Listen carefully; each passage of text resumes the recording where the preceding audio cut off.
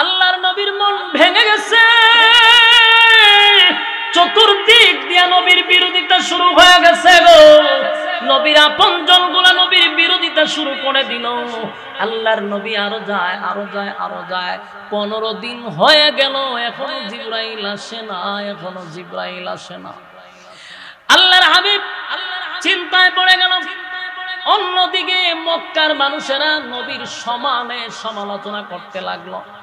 এর মধ্যে যারা বেশি সমালোচনা করছে এরা হলো নবীর আপনজন, নবীর আপন চাচা আবু লাহাব আর আবু লাহাবের বউ।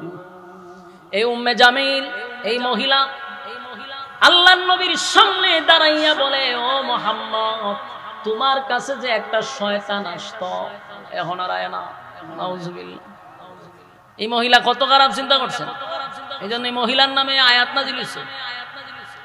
আল্লাহর নবীর কাটা গায়ে লবণ দিয়া দিল, নবীর কলিজায় দারুণ একটা ব্যথা লাগলো। হায় রে, 15 দিন ধরে জিবরাইল আসে না। নবীর চোখের পানি পড়তেছিল মুক্তার দানার মতো। আবার আপন চাচি আয়েশা কেমনে রে আমারে বলে, আমার কাছে শয়তান আসতো, এখন আর আসে না। এখানেই শেষ নয়। এই উম্মে জামিল রাসূলের সামনে দাঁড়াইয়া বলল, এই মুহাম্মদ শুনো, তোমার আল্লাহ তোমারে ভুলে গেছে। তোমার আল্লাহ তোমারে ভুলে গেছে, আর কোনদিন তোমারে স্মরণ করবে না। নবীজি একা একা চোখের পানি ছেড়ে কান্দে, আর বারবার আসমানের দিকে তাকায়া থাকে, কোন সময় জিবরাইল আসবে রে, জিবরাইল কেন আসে না। মানুষ আমারে গালমন্দ করে। কানতে কানতে একটা পর্যায়ে মানুষ বলা বলি করতে লাগলো, আপনার রব আপনারে ভুলে গেছে, আপনার রব আপনারে ভুলে গেছে। নবীও কান্দে আর বলে, মালিক, চতুর্দিক দিয়া মানুষ আমারে বলে, আপনি নাকি আমারে ভুলে গেছেন, আপনি নাকি আমারে ভুলে গেছেন। আল্লাহ কেন ভুলে গেলেন, কি করলাম, কেন আমারে আপনি এইভাবেই ভুলে গেছেন। আবার যুবক ভাইরা, নবীর কান্না দেখে আল্লাহ রাব্বুল আলামিন জিবরাইলকে পাঠাইলেন। 15 দিন পরে জিবরাইল আসছে জমিনে। কতদিন পরে? 15 দিন পরে জিবরাইল আসছে। আল্লাহর নবীর মনটা বেজার, বেশি খুশি না জিবরাইলের প্রতি। নবী একটু বেজার। প্রথম আসার পরে আল্লাহর নবী বলেন, জিবরাইল রে, আইলি, আজকে আসলি কেন, 15 দিন আসলি না? তাকায় দেখ, মক্কার অলিতে গলিতে আমার বিরোধিতা শুরু হয়ে গেছে। কত গালমন্দ করছে রে, আমার আপন চাচি আমার বিরুদ্ধে গালি দেয়, আমার মক্কার আমার গোষ্ঠীর মানুষেরা আমারে গালি দেয়, কেন আইলি না? জিবরাইল কয়, হুজুর আমি আসতে চাই, কিন্তু আমার মালিকের পক্ষ থেকে নিষেধ, মালিক আসতে দেয় না। নবীজি হাউ মাউ করে কান্দে আর বলে, হায় রে, আমার মালিক কি আমার প্রতি রাগ করছে, আমার প্রতি অভিমান করছে? জিবরাইল কয়, হুজুর এই নেন আপনার জন্য একটা সূরা নিয়ে আসছি, আল্লাহ কি বলে একটু শুনেন। এই সূরা নাজিল করে আমার মালিক 2টা কসম করছে, সূরা দুহা নাজিল করে নবীরে সান্ত্বনা দেওয়ার জন্য, সান্ত্বনা দেওয়ার জন্য। 15 দিন নবীর চোখের পানি পড়ল। আজকে জিবরাইলকে পাঠাই আল্লাহ বলেন, বন্ধুরে সান্ত্বনা দেওয়ার জন্য সূরাটা নাজিল করলাম। সূরা নাজিল করিয়া 2টা কসম করছে সূরার শুরুতে। আল্লাহ তখন বলেন, ওয়াদ-দুহা ওয়াল-লাইলি ইযা সাজা। আল্লাহ বলেন, আমি আল্লাহ আপনাকে যেই কাজের জন্য পাঠাইছি, শুয়ে থাকলে সেই কাজটা করবে কে? কমলিওয়ালা বইলা ডাক দিছে, বন্ধুরে আল্লাহর নাম ধইরা ডাক দিছে না। আল্লাহ বহু জায়গায় নবীরে উফাদি বইলা ডাক দেয়। যেমন আল্লাহর যদি ডাকার প্রয়োজন হয়, আল্লাহ ডাক দিছে ইয়াসিন বলে, ইয়াসিন নবীর উফাদি ইয়া আইয়ুহাল মুদ্দাসসির নবীর উফাদি, তাহা নবীর উফাদি, ইয়া আইয়ুহাল মুযাম্মিল নবীর উফাদি। উফাদি বইলা ডাক দিল রে বন্ধু, কম্বল লইয়া যদি শুয়া থাকেন বলেন না বাকি কাজ কে করবে? দাঁড়িয়ে যান। কুমিল লাইলা ইল্লা কালিলা, রাতের একটা অংশে আপনি দাঁড়িয়ে যান, রবের জন্য আপনি দাঁড়ান। কিয়ামুল লাইল, রাতের কিয়াম বলতে তাহাজ্জুদের নামাজে দাঁড়ানোর জন্য আল্লাহ ইঙ্গিত করলেন। নিসফাহু আও ইনকুস মিনহু কালিলা, আল্লাহ বলেন রাতের 3 ভাগের 1 ভাগ অন্তত পক্ষে আমাকে দেন, আপনি দাঁড়ায়া যাবেন, তাহাজ্জুদের নামাজে দাঁড়িয়ে যান। এই তাহাজ্জুদের নামাজ ছাড়া কোনো ব্যক্তি আল্লাহর ওলি হতে পারে না। কথা ঠিক নেই? 5 ওয়াক্ত নামাজ পড়ে আপনি কোনদিন আল্লাহর ওলি হতে পারবেন না, ওলি হতে পারবেন না। 5 ওয়াক্ত নামাজ পড়ে জাহান্নাম থেকে বাঁচতে পারবেন, 5 ওয়াক্ত নামাজ পড়ে জান্নাতে যেতে পারবেন, 5 ওয়াক্ত নামাজ পড়ে আল্লাহর হুকুম আহকাম মানতে পারলেন। কিন্তু শুধু 5 ওয়াক্ত নামাজ দিয়ে তো আল্লাহর ওলি হওয়া যায় না রে। আল্লাহর ওলি হইতে গেলে ওভার টাইম লাগবে, ঠিক না? শুধু 5 ওয়াক্ত নামাজ পড়ে পড়ে জাহান্নাম থেকে বেঁচে যাবেন, জান্নাতের ভিতরে ঢুকবেন, কিন্তু আল্লাহর ওলি যারা হয় তারা কিন্তু গভীর রাত্রে আল্লাহর সঙ্গে একটা সুসম্পর্ক তৈরি করে। এই জন্য তাহাজ্জুদের নামাজ ছাড়া কেউ আল্লাহর ওলি হতে পারে না।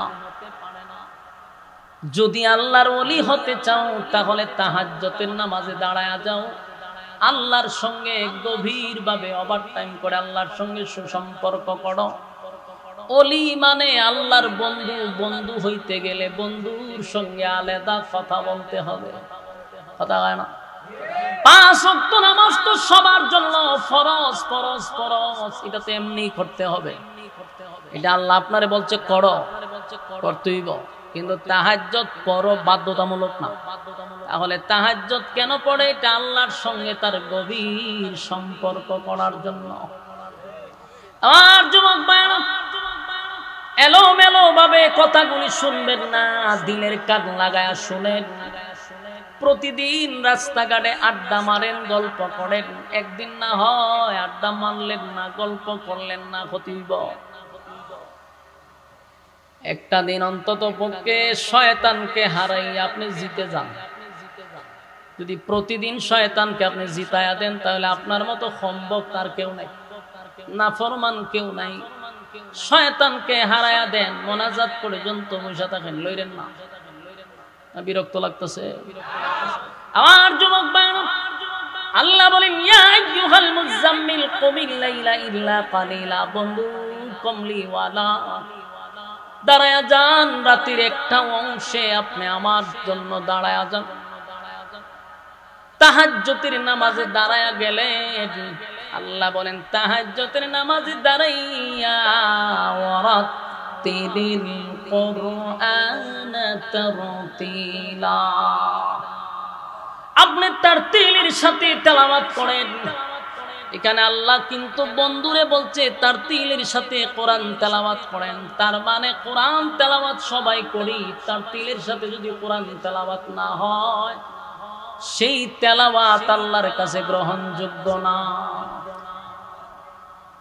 অনেক মুরব্বী আছে 60 বছর 70 বছর ধরে নামাজ পড়তেছে, তেলাওয়াত করে। অনেক মহিলারা কয় হুজুর খতম দেই আমরা রমজানে 4-5টা, কিন্তু তেলাওয়াত শুনলে মনে হয় মাথা ভাড়াইয়া যেতাম।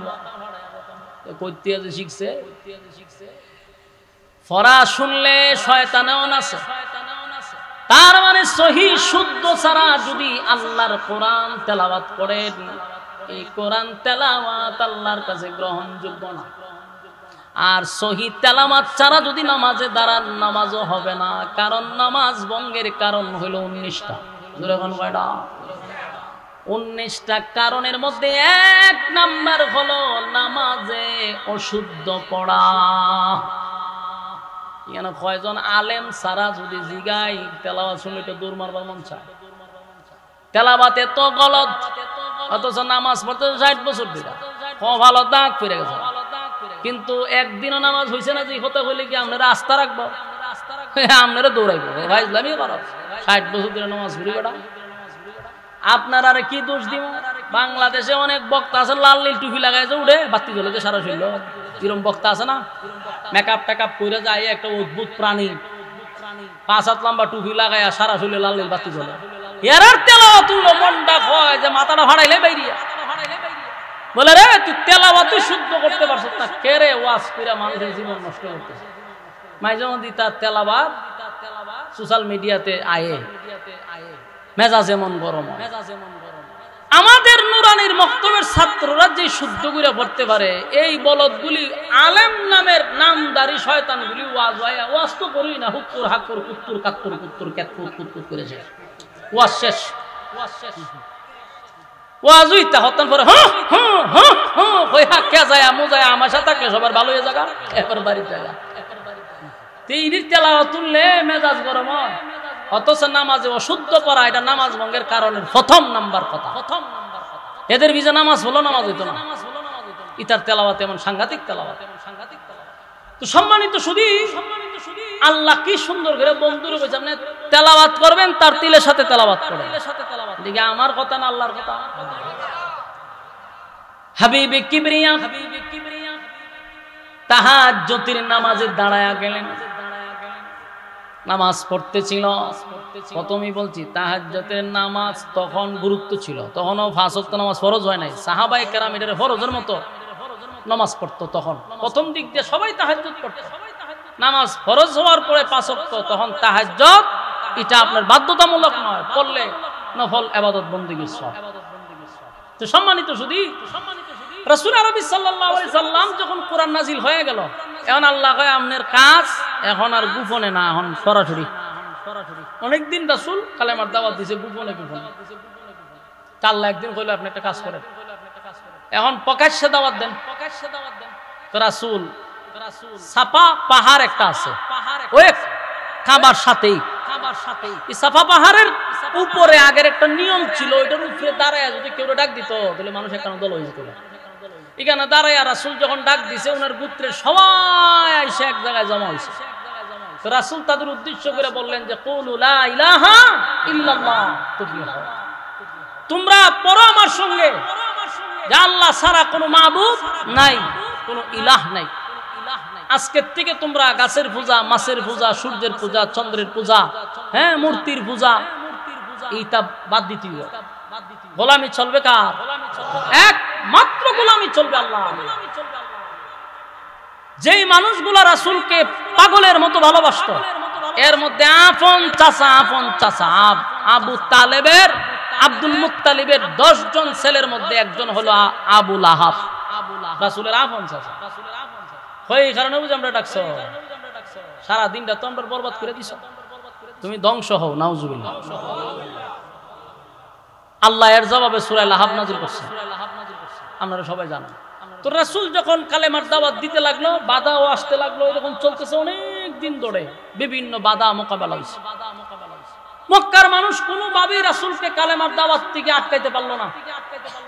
যত বাধা দেয় তত প্রচার হয়, এবং মক্কার বাগা বাগা ব্রেইনি লোকগুলা লইয়া রাসূলের সামনে বসে, কিন্তু এরা যত জ্ঞানী লোকই হোক রাসূলের কাছে গিয়ে আর কথা বলতে পারে না, ফাইসা যায়।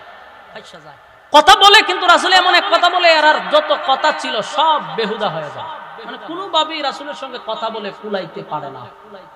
আমার কথা কি আপনারা বুঝুননি? মনোযোগ দিন আপনারা, লড়াচড়া আমার মন ভেঙে গেছে। মনোযোগ দিতেই, মনোযোগ দিলে ওয়াজ শুননা ভালো মজা পাইবেন। দেখেন এটার এক্সাম্পল হইলো বাংলাদেশে 16 বছর দেখছেন নি যে টক শুধু হইতো, দেখছো 5টা 6টা নাস্তিক বসা থাকতো টক শুতে, আর একজন আলেমরে ডাক দিত।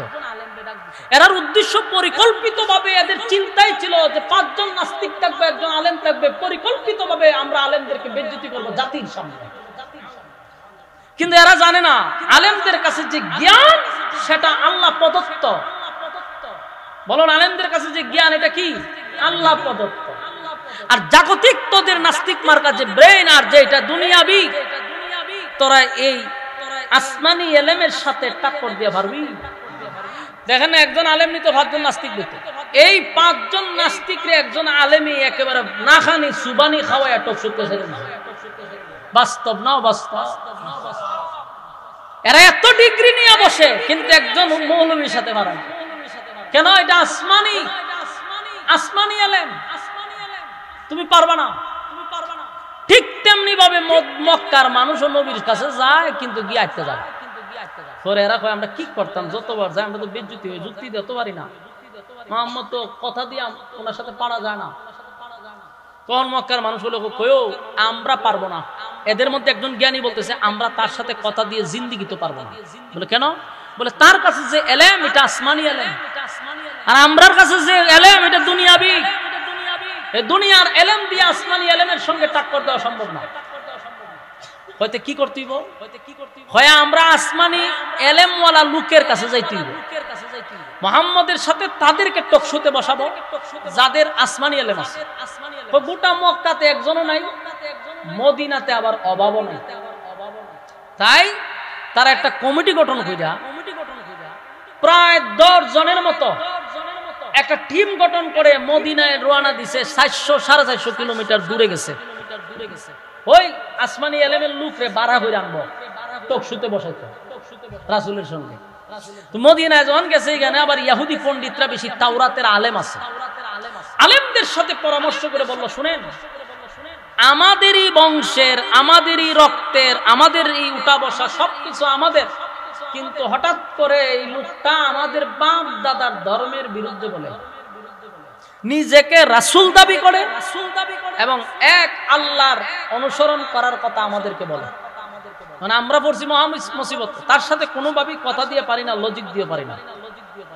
তাওরাতের আলেমদেরকে বললো আপনারা আমাদের সঙ্গে চলুন, যেহেতু আপনাদের কাছে আসমানি এলেম আছে, ওনার সাথে টাক্কর দিতে গেলে আপনারা লাগবে। তো তাওরাতের আলেমরা বললো আচ্ছা জামু তো পরে, আগে আমার কিছু তো কন্ডিশন আছে। কন্ডিশনটা হলো আমি আগে একটু টেস্ট করি উনি আসলে কে। বললো যে ওনার জন্মটা কি কুরাইশ বংশ হয়েছে? বলে হ, কুরাইশ বংশ জন্ম হয়েছে। উনি কি ওনার নাম মোহাম্মদ বলে? বলে হ, ওনার নাম তো আমরা মোহাম্মদ ডাকি সাল্লাল্লাহু আলাইহি ওয়াসাল্লাম। তো এখন বললো যে ওনার বাবার নাম কি আব্দুল্লাহ ছিল? বলে হ, আব্দুল্লাহ ছিল। মার নাম কি আমেনা? বলে হ। একে একে যখন ফাদরিরাই বলা শুরু করছে, মক্কার মানুষ ঘটনা কি তার আমরা কইবার আগে দিয়ে হেবাটা কয়া শুরু করছে। ঘটনাটা কি?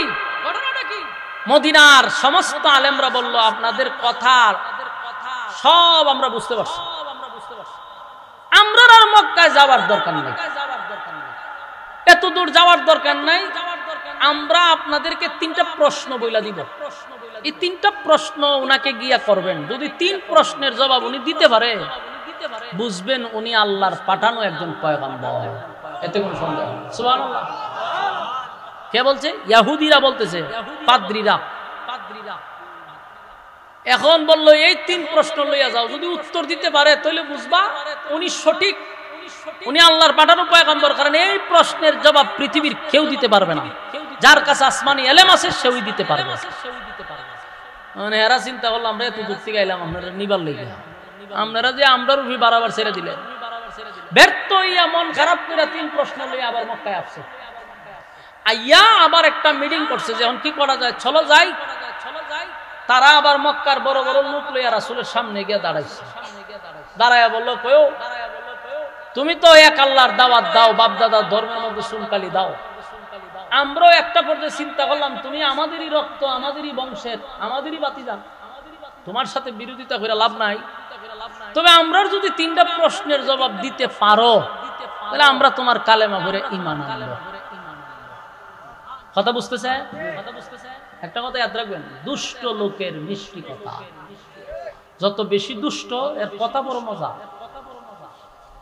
তো এখন করলো কি, মিষ্টি মিষ্টি কথা রাসূলকে বলতে। রাসূল চিন্তা করলো মক্কার বড় বড় লিডাররা আমার কাছে আসছে, এরা যদি কালেমা পড়েছে তা আমার আর দাওয়াত দিতে আর কোনো বাধা নাই।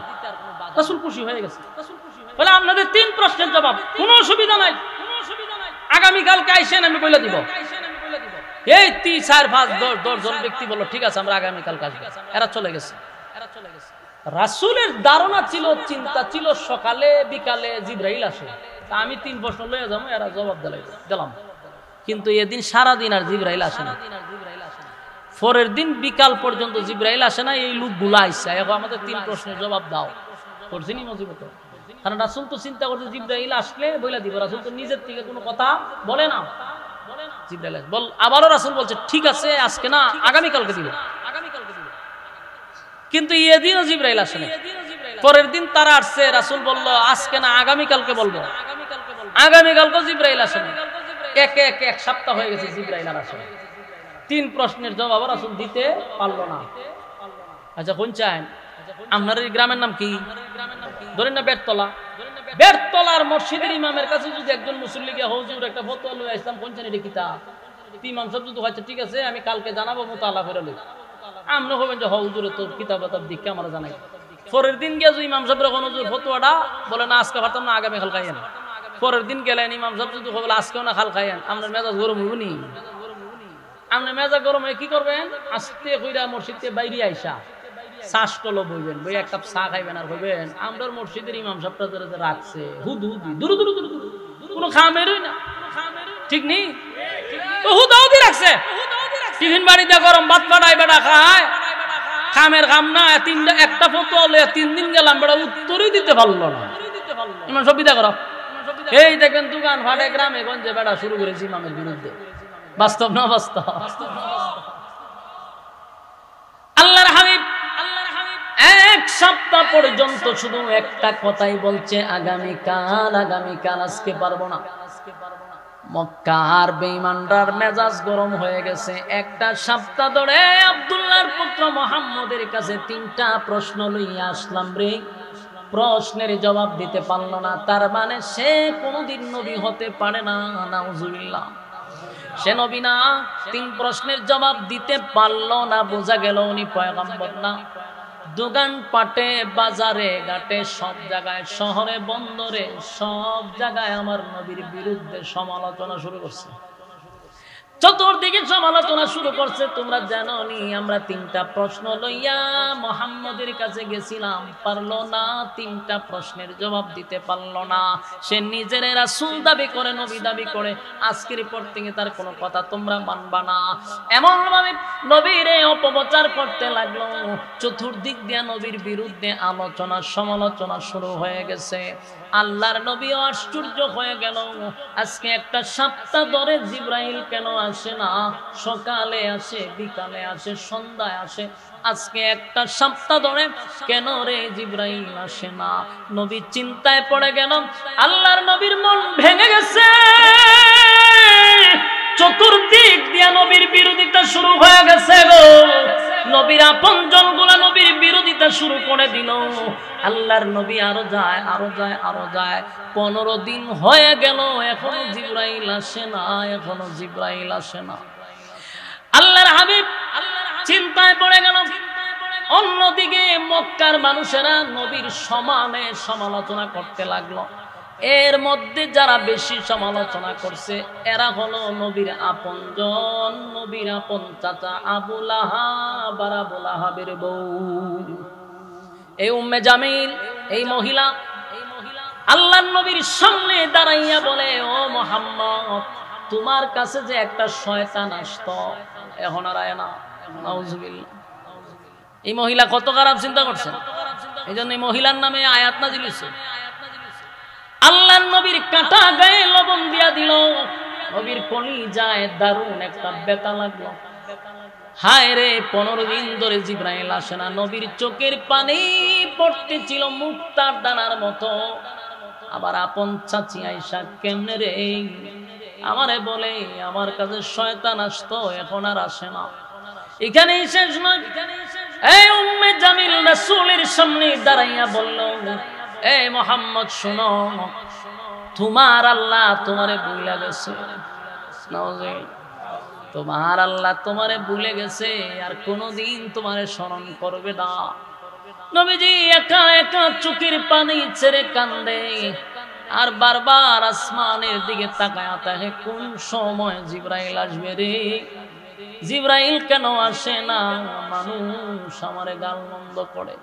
কানতে কানতে একটা পর্যায়ে মানুষ বলা বলি করতে লাগলো, আপনার রব আপনারে ভুলে গেছে, আপনার রব আপনারে ভুলে গেছে। নবীও কান্দে আর বলে, মালিক,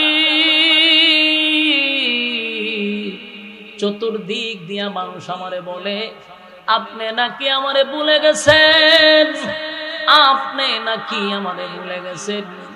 আল্লাহ কেন ভুলে গেলেন, কি করলাম, কেন আমারে আপনি এইভাবেই ভুলে গেছেন? আবার যুবক ভাইরা, নবীর কান্না দেখে আল্লাহ রাব্বুল আলামিন জিবরাইলকে পাঠাইলেন। 15 দিন পরে জিবরাইল আসছে জমিনে। কতদিন পরে? 15 দিন পরে জিবরাইল আসছে। আল্লাহর নবীর মনটা বেজার, বেশি খুশি না জিবরাইলের প্রতি, নবী একটু বেজার। প্রথম আসার পরে আল্লাহর নবী বলেন, জিবরাইল রে আইলি, আজকে আসলি কেন, 15 দিন আসলি না? তাকায় দেখ, মক্কার অলিতে গলিতে আমার বিরোধিতা শুরু হয়ে গেছে। কত গালমন্দ করছে রে, আমার আপন চাচি আমার বিরুদ্ধে গালি দেয়, আমার মক্কার আমার গোষ্ঠীর মানুষেরা আমারে গালি দেয়, কেন আইলি না? জিবরাইল কয়, হুজুর আমি আসতে চাই, কিন্তু আমার মালিকের পক্ষ থেকে নিষেধ, মালিক আসতে দেয় না। নবীজি হাউ মাউ করে কান্দে আর বলে, হায় রে, আমার মালিক কি আমার প্রতি রাগ করছে, আমার প্রতি অভিমান করছে? জিবরাইল কয়, হুজুর এই নেন আপনার জন্য একটা সূরা নিয়ে আসছি, আল্লাহ কি বলে একটু শুনেন। এই সূরা নাজিল করে আমার মালিক 2টা কসম করছে, সূরা দুহা নাজিল করে নবীরে সান্ত্বনা দেওয়ার জন্য, সান্ত্বনা দেওয়ার জন্য। 15 দিন নবীর চোখের পানি পড়ল। আজকে জিবরাইলকে পাঠাই আল্লাহ বলেন বন্ধুরে সান্ত্বনা দেওয়ার জন্য সূরাটা নাজিল করলাম। সূরা নাজিল করিয়া 2টা কসম করছে সূরার শুরুতে। আল্লাহ তখন বলেন, ওয়াদ-দুহা ওয়াল-লাইলি ইযা সাজা। আল্লাহ বলেন ওয়াদ-দুহা, দিনের আলোর কসম, দিনের আলোর কসম। যেই সময় সূর্যটা খুব সুন্দরভাবে ঝলমল করে ওঠে, যেই সময়টায় আমরা একটা নামাজ পড়ি, এটারে কই আমরা তাসবিহের নামাজ। এই সময়টা, এই যে সময়টা, এটা 12টার একেবারে আগ মুহূর্তে। এই সময়টাতে যেই রুদ্রটা উঠে, ওই রুদ্রটাকে উদ্দেশ্য করে আল্লাহ বলেন ওয়াদ-দুহা, আল্লাহ বলেন দিনের আলোর কসম, ওয়াল-লাইলি ইযা সাজা, রাতের অন্ধকারের কসম। এ যুবক মুরব্বী বাবারা, দিলের কান লাগায় কথাগুলি শুনি। আপনারা এদিক সেদিক মনোযোগ দিবেন না, লম্বা সময় দিব না, কিন্তু লড়াচড়া করলে আলোচনার মজা পাবেন না। এখন আয়াতে ঢুকছি, সূরাতে ঢুকছি, আপনারা একটু মনোযোগ দিয়া কথাগুলি শ্রবণ করেন। আল্লাহ সূরার শুরুতে 2টা কসম করছে, ওয়াদ-দুহা ওয়াল-লাইলি ইযা সাজা, দিনের কসম রাতের কসম।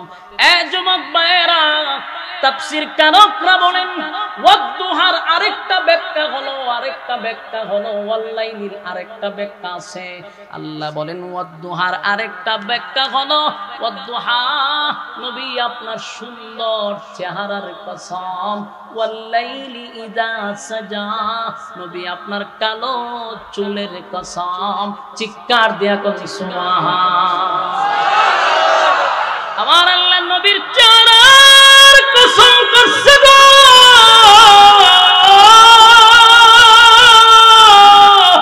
আমার নবীর চেহারার কসম করলো রে, আমার নবীর কালো চুলের কসম করছে আল্লাহ, আমার নবীর চুলের কসম করছে আল্লাহ, আমার নবীর সুন্দর চেহারার কসম করছে আল্লাহ। আল্লাহ বলেন ওয়াদ্দুহা নবীর চেহারা সুন্দর চেহারার কসম, ওয়াল্লাইলি ইযা সাজা আপনার কালো চুলের কসম। এরপর আল্লাহ বলেন মা ওয়াদ্দাআকা রাব্বুকা ওয়া মা ক্বালা। আল্লাহ বলেন দুইটা কসম করে বলি, মা ওয়াদ্দাআকা রাব্বুকা ওয়া মা ক্বালা। বন্ধু আপনার রব আপনারে ভুলে নাই, ভুলে নাই, ভুলে নাই। আপনাকে কি ভুলা যায় বন্ধু? দুইটা কসম করে বললাম আপনারে আমি ভুলি নাই বন্ধু, আপনারে আগের মতোই ভালোবাসি। কেন গো বন্ধু আপনারে আমি ভুলে যাব? এতদিন ভুলি নাই, এখন কেন আপনাকে ভুলে যাব? আল্লাহ বলেন মা ওয়াদ্দাআকা রাব্বুকা ওয়া মা ক্বালা। আপনার রব আপনাকে ভুলে নাই, ভুলে নাই, আপনার রব আপনাকে বলে নাই। দুইটা কসম করে আমার নবীরে আমার আল্লাহ সান্ত্বনা দিলেন, বন্ধু আপনারে আমি ভুলি নাই। এরপর আল্লাহ বলেন ওয়ালাল আখিরাতু খায়রুল লাকা মিনাল উলা।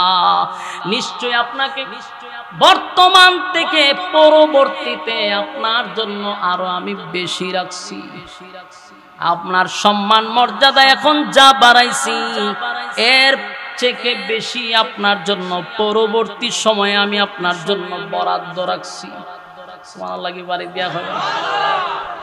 ওয়ালাল আখিরাতু খায়রুল লাকা মিনাল উলা। দুনিয়া কিছুই নয় গো, দুনিয়া কিছুই নয় বন্ধু, আপনারে আমি দুনিয়ায় যা দিছি এটা কিছুই না। ওয়ালাল আখিরাতু খায়রুল লাকা মিনাল উলা। বন্ধুরে বন্ধু বলে দুনিয়া কিছুই না।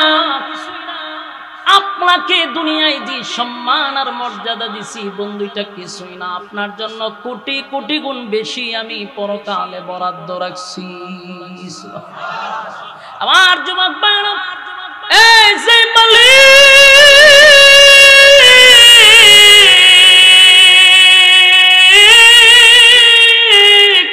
দুনিয়া বানাইলো, যে মালিক দুনিয়া বানাইলো, দুনিয়া বানাইলো, দুনিয়া বানাইলো, সেই মালিক তার বন্ধুরই বলতেছে দুনিয়া কিছু না, দুনিয়া কিছু না।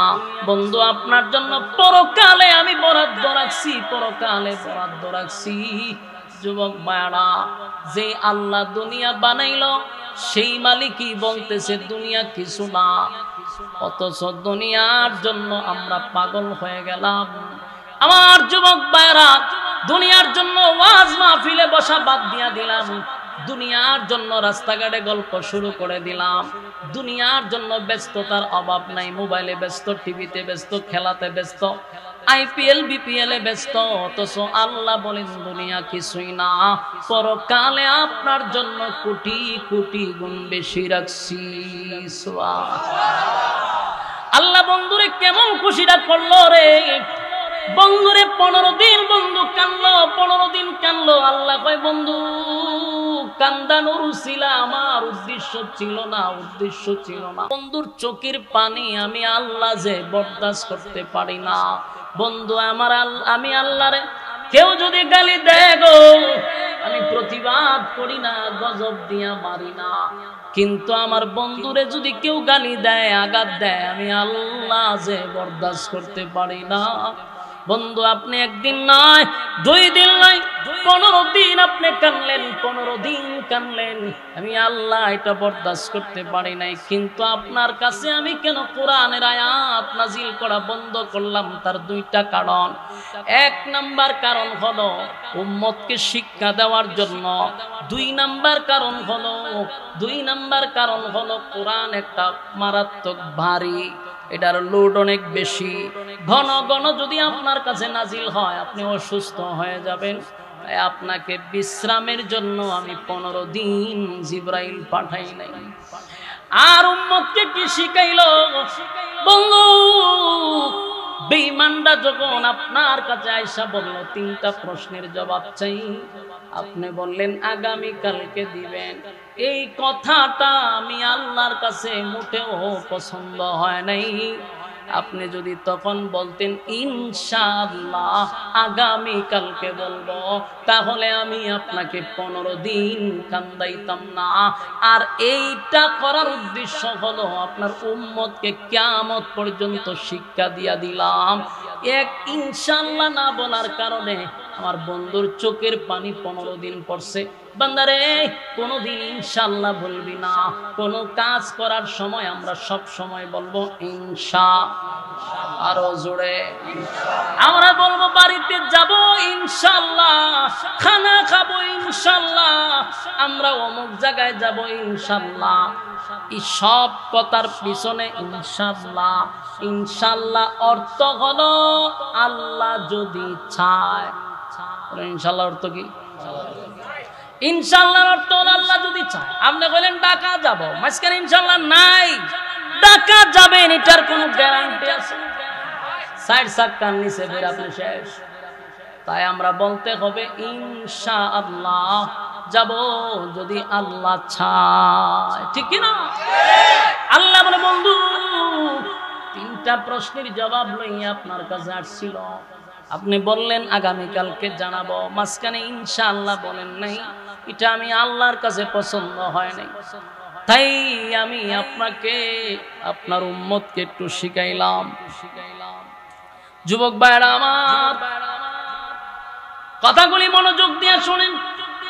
15 দিন কোরআন নাজিল না হওয়ার কারণে আমার নবী যে কষ্টটা পাইল, নবী কানলো, কষ্ট পাইল। আল্লাহ রাব্বুল আলামিন 15 দিন পরে আমার নবীর একটা সান্ত্বনা দিয়া, বেঈমানরা বলছিল মুহাম্মদের আল্লাহ মুহাম্মদকে ভুলে গেছে, আমার আল্লাহ নবীর সান্ত্বনা দেওয়ার জন্য কসম করলেন কয়টা? আরো জোরে।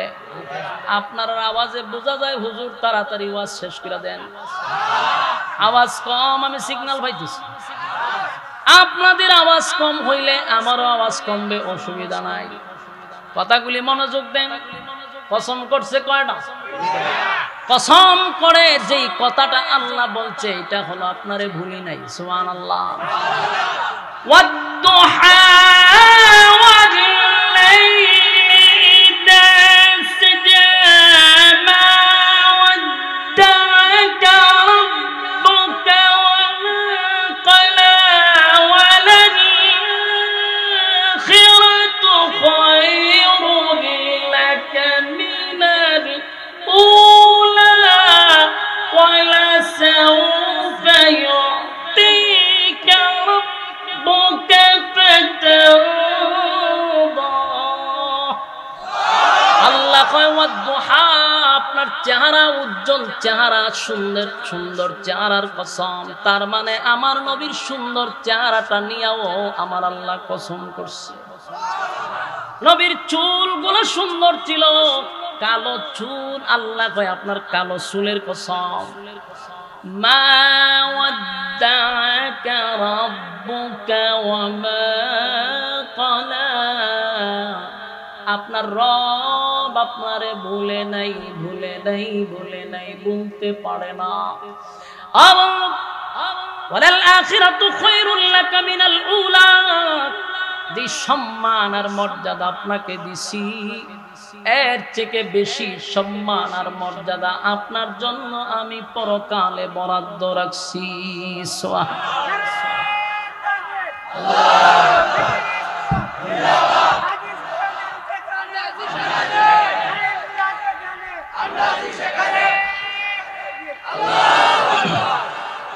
এরপর আল্লাহ বলেন ওয়ালাল আখিরাতু খায়রুল লাকা মিনাল উলা।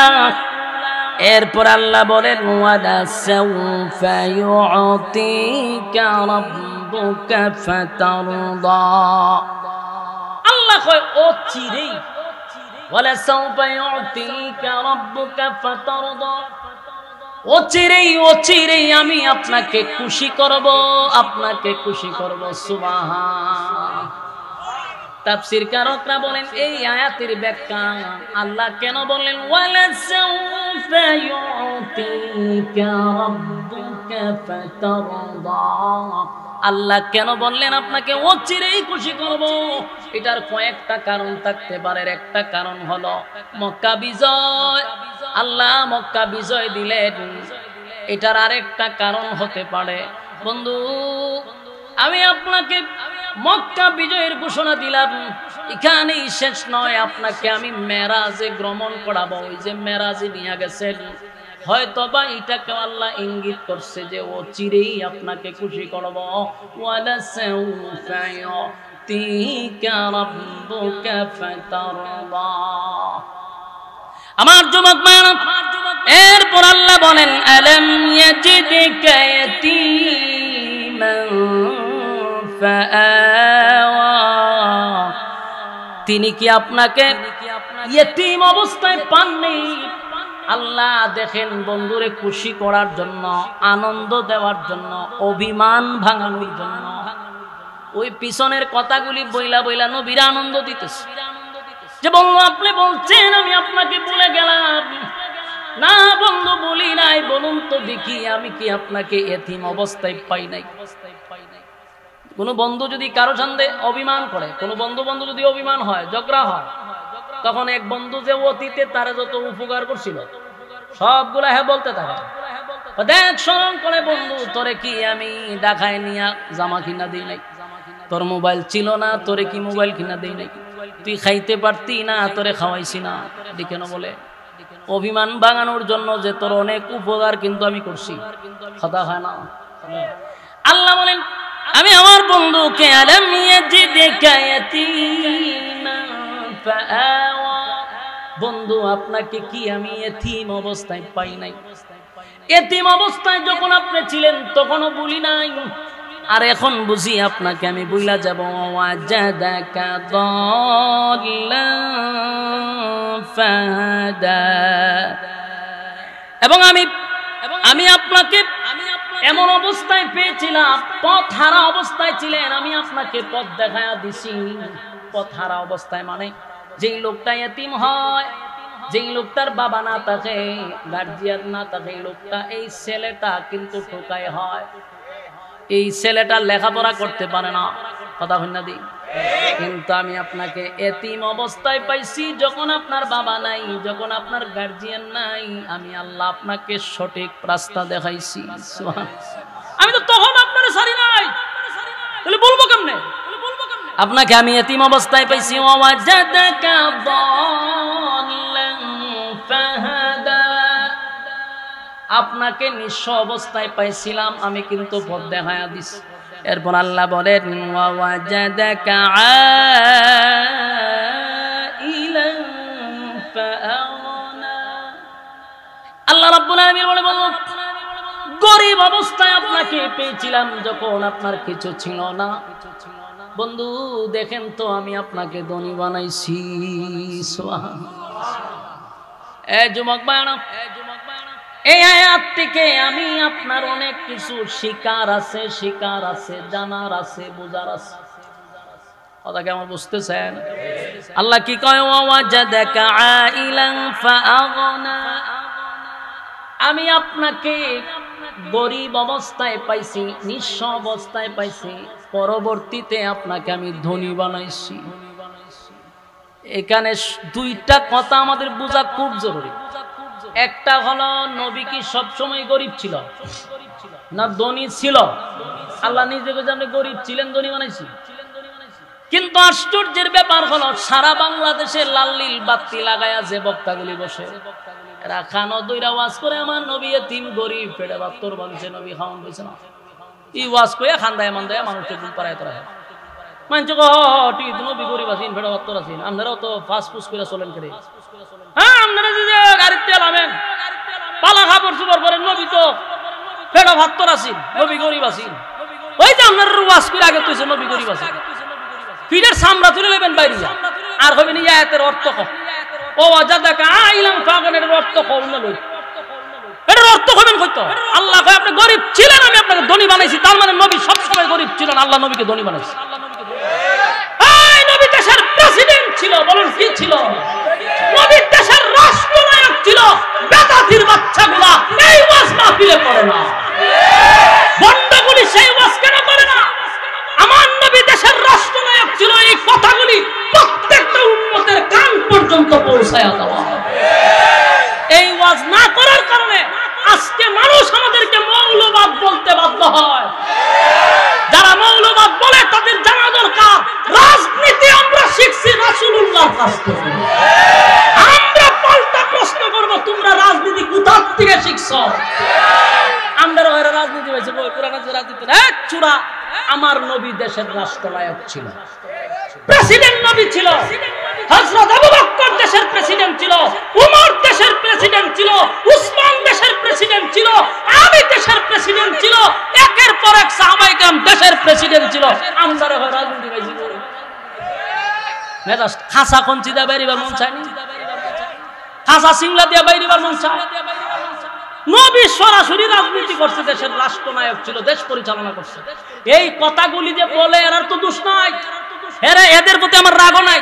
রাগ হইল লাল বাতি, ওই যে টিকলি মাকলি লাগাই ওঠে, মেকআপ টোকআপ লাগাই ওঠে, তাহলে ওয়াজের নামে কুকু কাকু করে যে এই মাথা ভাতলার দলগুলি নবীর ইতিহাস জানে না, কিচ্ছু না। এরে বিষয় দিছে সূরা ইখলাস, আল্লাহর সম্মান মর্যাদা নিয়ে আলোচনা করেন। হে কয় কুল হুয়াল্লাহু আহাদ, কুল নবী আপনি বলুন। নবী চিনছেন নি কারা? হালিমাতুস সাদিয়ার কাছে দুধ পান করছেন, আমেনার পুত্র আব্দুল্লাহর সন্তান হইয়া এই ইতিহাস কইতে কইতে শেষ পরে লাস্টে কয় আমার তো সময় নাই, আমি তাফসীরটা করতে পারছি না। আহাদও গেছে না, কুল হয়ে গেছে গেল, এই হইয়া ওয়াজ শেষ, আইসা তাফসীর করতে। খাসা খঞ্চি থাকলে ফাত ফাত ফাত ফাত করে বেরিয়ে। এই ওয়াজ যদি প্রত্যেকটা জায়গায় হইতো তাহলে আমাদেরকে মৌলবাদ বলতো। হুজুররা যদি এমপি পদে দাঁড়ায়, হয় রে হুজুর তাকবান মসজিদ, তাকবান মাদ্রাসা, গরম বাদ দিব না, টিফিন বিরা বাদ দিব, আপনি রাজনীতি করুন কে রে? এর জানা নাই যে রাজনীতি আমার রাসূল করছে। হে জানে না নবী দেশের প্রেসিডেন্ট ছিল, কারণ হে আর জীবন শুনছেন নবীর ভেড়া ভাত করাছে। ওয়াজ খাওয়াই গেছে তো। আপনার দেশে একটু বা জলসা বজুর আছেন, আচ্ছা ওনার আমি দোয়া করি, কারণ লোকটা এত বেশি ফেতনা লাগাইছেন। এক ধারাবাহিক ওয়াজ করছে, গিচ্ছা কাহিনী কইছে, কোরআন হাদিস নাই, কিন্তু এখন লাল নীল বাতিরা যে কাহিনী করে এরকম ফেতনা লাগাইছে না। কিন্তু উনিও করে গেছে ভেড়া ভাত করে শেষ, কিন্তু শেষের যে আয়াত আপনাকে ধনী বানিয়ে এই ওয়াজ আর করল না। এটি আমার দুঃখ। আচ্ছা বলুন, দেশের প্রেসিডেন্ট ছিল, আজকে যদি নবী থাকতো তাহলে স্বর্ণের গাড়ি চালাইতো, স্বর্ণ দিয়া। আচ্ছা কোন তো দেখি আপনি আমার হিসাবে যদি আমরা গরু দেলাই, লাউ দেলাই, ছাগল দেলাই, ফিরের বক্ত ইয়া নবী যদি এই যুগে থাকতো উম্মতেরা কি করতো? সুবহানাল্লাহ, সুবহানাল্লাহ। স্বর্ণ দিয়া গাড়ি বানায় দিত, স্বর্ণ দিয়া বিমান বানায় দিত। ওই যুগে তো কথা বলতেছি না, এই যুগে এখন কেউ গাড়ি নিয়ে চললে হয় হে হে দেখছো হুজুর মানুষ গাড়ি লয়, হ্যাঁ রে খাসা গঞ্জিতে আধা ঘন্টা বেরিয়েছেন বলে। এই যুগে যদি নবী থাকতো পৃথিবীর সবচেয়ে বিমান হেলিকপ্টার নবী চালাইতো। ইসলাম দ্বারা একেবারে নিচে গরিবের কারখানা, এটারে মানুষের কাছে একটা হেউ প্রতিপন্ন করছে। ইসলামটা মানুষ উল্লেখ হয় গরিব গরিব গরিব। মানুষ জেনারেল শিক্ষিত, মাদ্রাসাতেই পড়াইতে দেয় না। কেডা মরবো আর গিয়া জানাজা পড়বো, এটি লাইনে মাদ্রাসা দেয়। আলহামদুলিল্লাহ এখন কিছু হুজুররা স্মার্ট হওয়ার কারণে, হুজুররা আস্তে আস্তে আপডেট হওয়ার কারণে উন্নত মানের মাদ্রাসা করতেছে এবং পড়ালেখার মান বাড়াইছে। মোটামুটি এখন জেনারেল অনেক শিক্ষিতরা মাদ্রাসামুখী হচ্ছে। কারণ একটা সময় যে গরিবের ওয়াজ করতে করতে হে লিল্লাহ সদকা যাকাতের মধ্যে হুজুররা রেখে দিছে। আমার তো দিলে মনটা কয় মাঝে মধ্যে সব আলেমদের একটা বাড়ি একটা গাড়ি থাকা দরকার। আপনারা আলেমদেরকে মসজিদ পর্যন্ত ঢুকায় রাখছেন, মসজিদ থেকে বাড়ি করতে দেন না। 5,000 6,000 টাকা বেতন দিয়ে ইমাম আটকায় রাখছেন। আর আলাফুল্লে বোঝা যায় ইমাম সাহেবরে যে কি পরিমাণ বেতন দিতেছে, বড় বড় কথা হয়। 10 টাকা বেতন দিয়ে হেও জারি মারে। প্রত্যেকটা আলেমরা শান শৌকতে থাকা দরকার। তাহলে আইডল আলেমদের শান সম্মানিত। শুধু বলুন নবী কি খালি গরিবই ছিল না নবী ধনী ছিল? হ্যাঁ এই ওয়াজ করবেন। আল্লাহ বলেন ওয়াজাদাকা আইলান ফাআগনা, আমি আপনাকে নিঃস্ব থেকে ধনী বানাইছি। খাদিজার মাধ্যমে ব্যবসা বাণিজ্য করে আপনি ধনাঢ্য হইছেন। খাদিজার কোটি কোটি কোটি টাকার সম্পদ আমার নবীর পায়ের নিচে ঢেলে দিছে। কোটি কোটি টাকার সম্পদ তখনকার যুগে নবীরে সব দিয়া দিছে খাদিজা। আপনি ইসলামের জন্য ব্যয় করেন। সুবহান।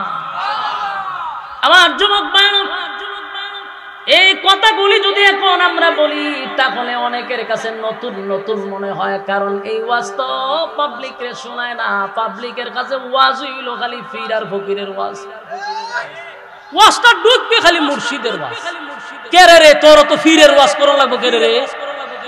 এই কথা কয় না, মাল যদি ভালো হয় এমনি মানছে কিনা, যেটার বিজ্ঞাপন বেশি এটা 2 নম্বর মাল, এটা মার্কেটে বিক্রি হয় না, এটারে ফুটায়।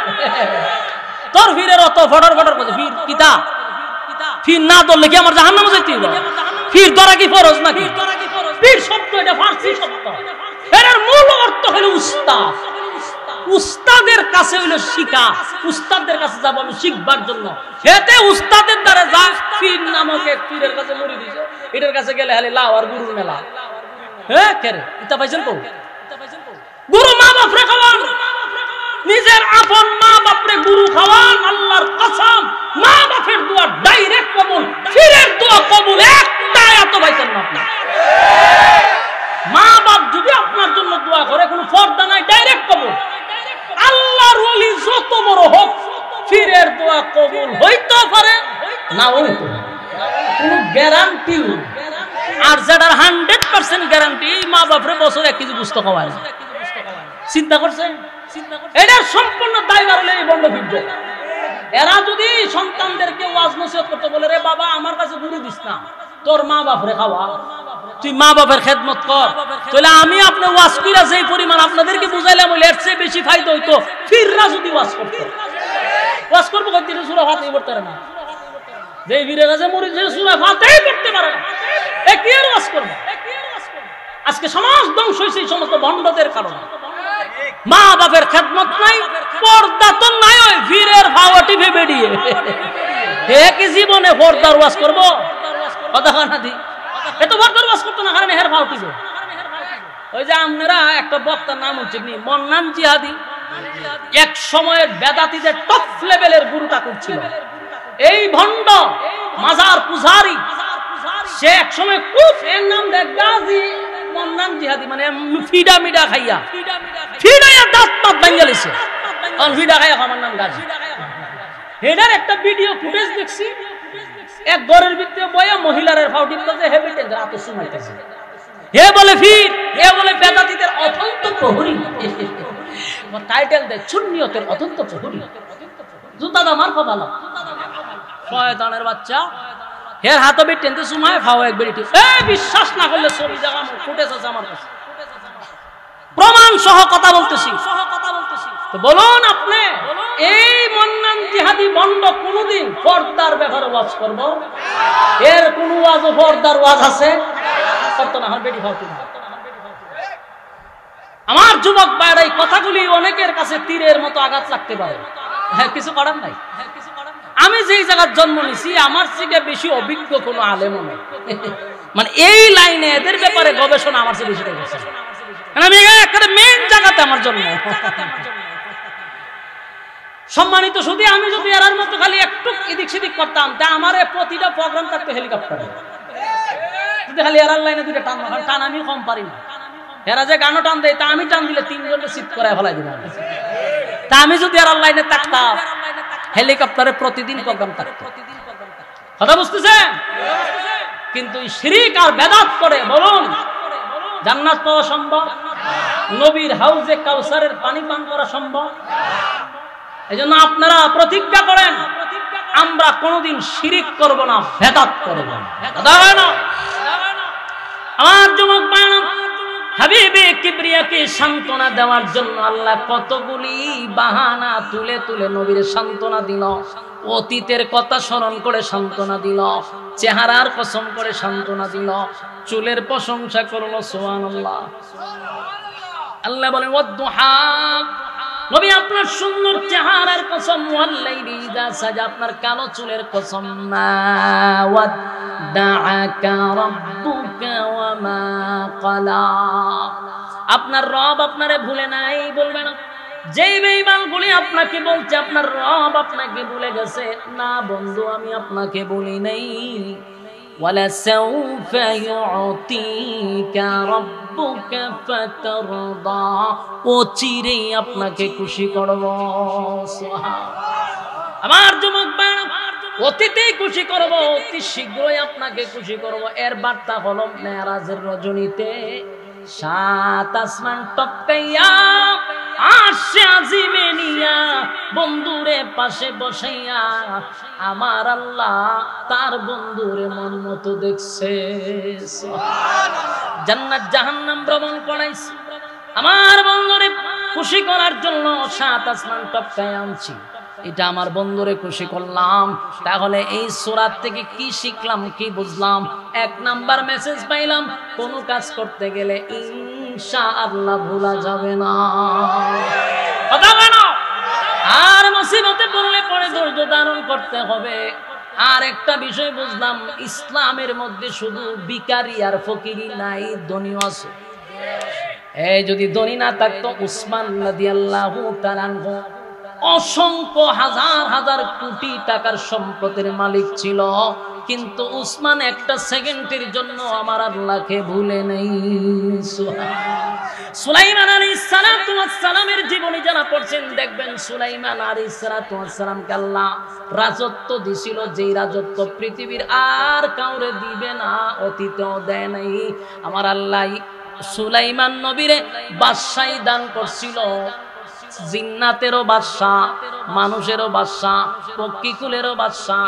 এত বড় বাদশাহ বানানোর পরেও আমার আল্লাহ বলেন, আমারে আমার এই নবী একটা সেকেন্ডের জন্য ভুলে নেই। তাহলে টাকা পয়সা থাকলেও মানুষ ইবাদত বন্দেগী করতে পারে যদি আমার ভিতর ভালো থাকে। কথা হয় না? আর যেটার বালাই না, এটা রিস্কা চালায় আল্লাহর নাফরমানি করে। কথা হয় না? একজন দেশ শাসন করেও আল্লাহর ইবাদত বন্দেগী করে, আর একজন রিস্কা চালায়ও দিন শেষে রিস্কার টাকা উড়ে গেছেন জায়গায়। বাস্তব না বাস্তব? তাহলে এটা আপনার মনের ব্যাপার। কাউরে আল্লাহ ধনী বানায়া পরীক্ষা করে, কাউরে গরিব বানায়া পরীক্ষা করে, দুটোই পরীক্ষা। যে পাস করবে হে জান্নাতে। সুবহানাল্লাহ। আল্লাহ আমাদের বুঝার এবং মানার তৌফিক দান করুক, সকলে বলে আমিন। রব্বুল আলামিন, আল্লাহ গভীর রাত হয়ে গেছে, আপনার রহমতের নজর দিয়ে একটু তাকান। কত সাদা সাদা দাড়িওয়ালা মুরব্বীরা হাত বাড়াইছে, কত হাজী সাহেবরা হাত বাড়াইছে, কত নওজোয়ান আমার তরুণ যুবক ভাইরা হাত বাড়াইছে, পর্দার আড়ালে আমার মা বোনেরা হাত বাড়াইছে, ছোট ছোট ছোট ছোট ছোট ছোট মাসুম বাচ্চারা হাত বাড়াইছে। বিশেষ করে জাতির শ্রেষ্ঠ সন্তান আলেম ওলামারা হাত বাড়াইছে। আমি গুনাহগার, নাগান্দা, নাফরমান, নালায়েক, অযোগ্য আপনার দরবারে ভিক্ষুকের হাত বাড়াইছে। জীবনের সমস্ত সগীরা কবিরা, ইচ্ছা অনিচ্ছা, দেখাইয়া না দেখাইয়া, অঙ্গ প্রত্যঙ্গের দ্বারাই যত গুনাহ করছি, মেহেরবানি করে আপনার সব গুনাহকে মাফ করে দেন আল্লাহ। গুনার দিকে তাকাইলে মাফের কোনো আশা নাই, মেহেরবানি করে আপনার রহমতের দিকে তাকাইয়া মাফ করে দেন আল্লাহ। এই মজলিস থেকে আমাদের পক্ষ থেকে লাখো কোটি দুরুদ এবং সালাম সোনার মদিনায় সালামটুকু পৌঁছায়া দেন আল্লাহ। আমাদের নাম ধরে ধরে সালাম পৌঁছায়া দেন আল্লাহ। আমরা যারা হাত বাড়াইছি, আমাদের মধ্যে কত মানুষ এখানে হাত বাড়াইছে যাদের মা নাই, বাবা নাই, দাদা নাই, দাদি নাই, নানা নাই, নানি নাই, শ্বশুর নাই, শাশুড়ি নাই, অন্ধকার কবরে চলে গেছে, জানি না কোন অবস্থায় কোন হালতে আছে। আল্লাহ, আমাদের আব্বা আম্মা যারা দুনিয়ায় নাই গো, আব্বা আম্মার কবরে আযাব দিয়েন না আল্লাহ। রব্বিরহামহুমা কামা রব্বায়ানি সগীরা। আল্লাহ, ছোটবেলা আব্বা আম্মা যেইভাবে আমাদেরকে লালন পালন করছে, আপনি কুদরতি ভাবে আব্বা আম্মাকে লালন পালন করেন আল্লাহ। আমাদের আব্বা আম্মা যারা বেঁচে আছে, আপনি হায়াতে আমলে বরকত দিয়া দেন আল্লাহ। আমরা যারা হাত বাড়াইছি, কত মানুষ কত আশা লইয়া মুনাজাত পর্যন্ত বসে আছে, একটা মানুষকে আপনি খালি হাতে ফিরাইয়া দিয়েন না আল্লাহ। বড় আশা লইয়া হাত বাড়াইছে, খালি হাতে ফিরাইয়া দিয়েন না আল্লাহ। যারা ব্যবসা করে, ব্যবসায় বরকত বাড়াইয়া দেন, খামাই রোজগারে বরকত বাড়াইয়া দেন আল্লাহ। যারা ঋণগ্রস্ত আছে, ঋণ থেকে মুক্তি দেন আল্লাহ। যারা পেরেশানিতে আছে, পেরেশানি দূর করে দেন আল্লাহ যারা অভাব অনটনে আছে অভাব অনটন দূর করে দেন, হালাল রোজগারের ব্যবস্থা করে দেন, ঘরে রহমত বরকত দান করেন। আল্লাহ স্ত্রী সন্তানগুলাকে নেককার বানায়া দেন আল্লাহ, আমাদের বিবি বাচ্চাগুলাকে নেককার বানায়া দেন আল্লাহ রব্বুল আলামিন। আমাদের গুনার কারণে আমাদের বাচ্চাগুলারে আল্লাহ আপনি আমাদের বাচ্চাগুলাকে আপনি পথহারা করবেন না আল্লাহ, নেককার সন্তান আমাদেরকে দান করেন রব্বুল আলামিন। বিশেষ করে এই মাহফিলটা যারা করছে টাকা দিয়া, পয়সা দিয়া, বুদ্ধি দিয়া, শ্রম দিয়া, রান্না বান্না কইরা যে যেমনে পারছে মাহফিলটার জন্য রাত দিন অক্লান্ত পরিশ্রম করছে। আমার নওজোয়ান তরুণ যুবক ভাইয়েরা দিন রাত অক্লান্ত পরিশ্রম করছে, প্রবাসী ভাইয়েরা বিদেশ থেকে খোঁজ খবর নিছে, টাকা পয়সা দিয়ে সাহায্য করছে, এলাকার মুরব্বীরা এলাকার মানুষেরাও সাহায্য সহযোগিতা করছে, আল্লাহ ব্যবসায়ীরাও সাহায্য সহযোগিতা করছে, যে যেমনে পারছে সাহায্য সহযোগিতা করছে। প্রত্যেকের ব্যবসা বাণিজ্য খামাই রোজগারে বরকত বাড়ায়া দেন।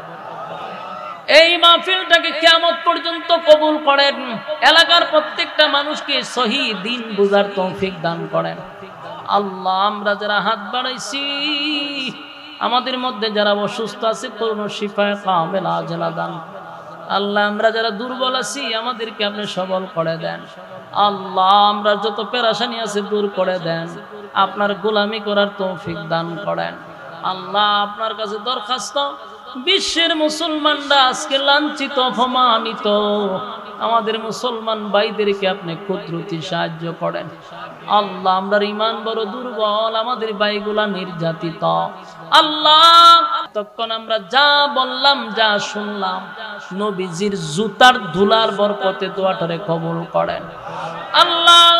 শেষ দরখাস্ত, আমার সঙ্গে যারা এই মুহূর্তে হাত বাড়াইছে কেউ রে আপনি খালি হাতে ফিরাইয়া দিয়েন না, প্রত্যেকের দিলের নেক বাসনাটুকু পুরা করে দেন। সুবহান রাব্বিকা রাব্বিল ইজ্জাতি আম্মা ইয়াসিফুন ওয়া সালামুন আলাল মুরসালিন ওয়ালহামদুলিল্লাহি রাব্বিল আলামিন।